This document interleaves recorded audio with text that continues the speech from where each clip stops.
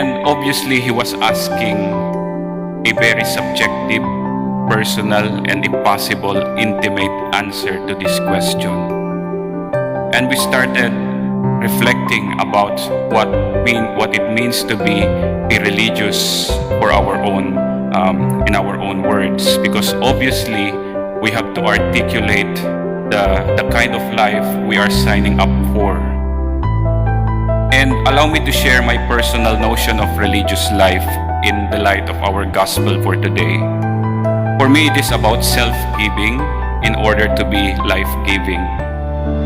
Self-giving finds fullness in life-giving, and life-giving is the corollary to self-giving. Self-giving and life-giving are the actions of an apostle. First, let us reflect on self-giving. Self-giving entails the putting on of the yoke of the Master, as mentioned in our gospel for today, and learning from him.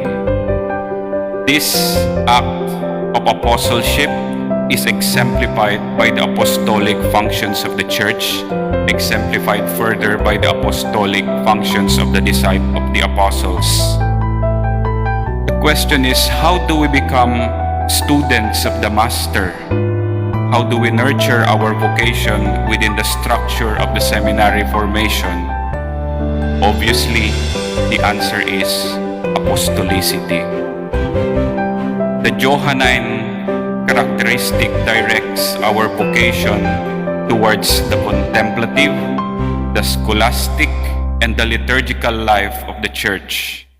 And this resembles our prayer and academic life. The second characteristic is the Petrine characteristic, which represents God's call to become servant leaders, to put hierarchical order in the church and our congregation.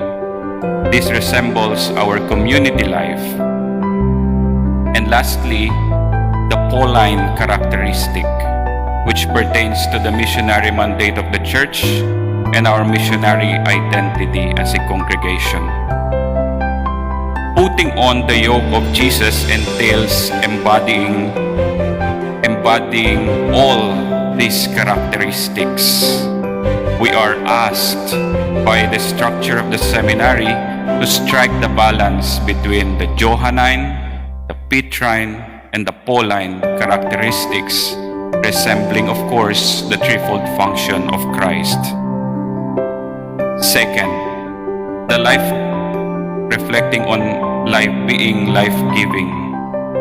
Life-giving entails the fact that we are a religious for a purpose. That is why it is called a vocation. Purpose, pakay. After putting on the yoke of the Master and allowing him to form us, we pass the yoke to the people we serve so that they may learn from the Master, hopefully through our direction and accompaniment, and hopefully by our witnessing of our apostolic life. Apostolicity is about becoming mater et magistra. To become life-giving religious means becoming fathers and teachers who will direct the people of God through the yoke of Jesus Christ. Our first reading speaks about God leading the way of the righteous.